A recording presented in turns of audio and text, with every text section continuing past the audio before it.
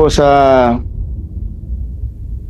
page 9, letter F, an operator who employs a minor or a driver without the requisite license to drive a tricycle.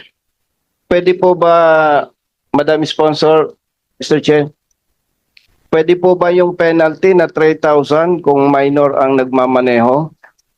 Pwede po ba, Mr. Chair, taasan natin ito?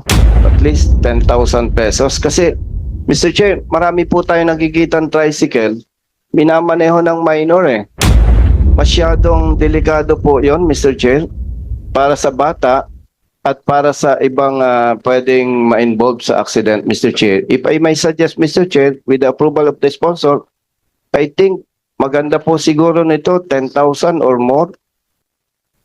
We have to qualify it kasi yung premise nito is an operator who employs a minor or a driver without requisite